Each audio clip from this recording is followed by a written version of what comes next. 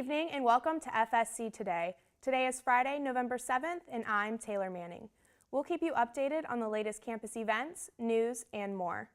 Tomorrow, FSC will be hosting Discover Florida Shuttle to Shop to International Plaza in Tampa. You don't want to miss this extraordinary trip for eating and shopping. The mall includes about 200 stores and 15 restaurants, along with an outdoor lifestyle center. Admission is free to students.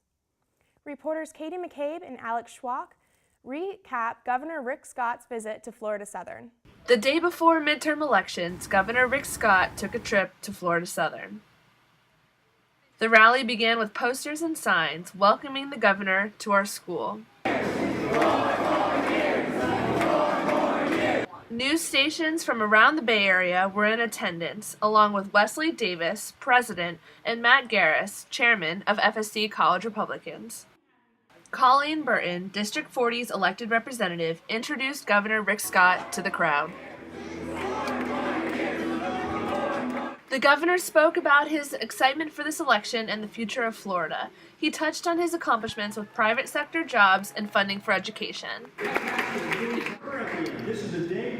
Louisiana's Governor Bobby Jindal was as well in attendance with Scott. He encouraged guests to vote conservatively and for the governor. I want to tell you a little bit about the difference between these two. Lastly was re-elected Commissioner of Agriculture, Adam Putnam, whose encouraging words of young people really rallied up the crowd for Tuesday's election. Everybody's anxious for the TV commercials to lighten up a little bit. The rallies and campaigns seem to have served their purpose, and all three candidates were re-elected on Tuesday. For Real Students, Real News, I'm Katie McCabe. On November 4th, the Political Science Department held its premier annual event, the Election Watch.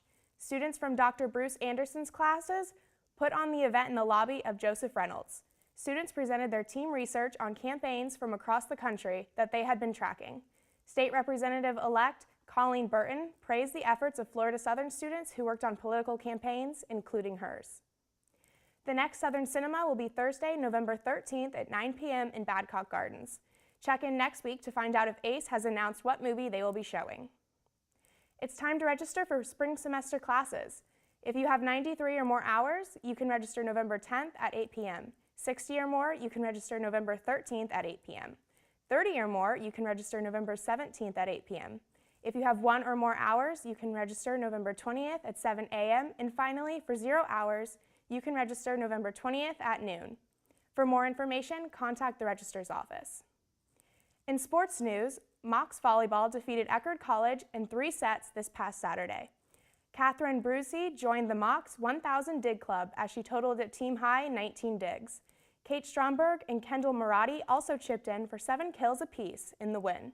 Catch FSC volleyball in action on senior night when they host Rollins College on November 14th at 7 p.m.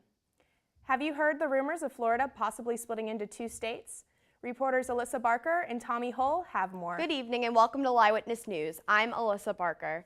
We asked Florida Southern students their opinions on Florida splitting into 2 states. Here's what they had to say. What? Can I be a part of the South part? Because that's probably really cool. Why is that?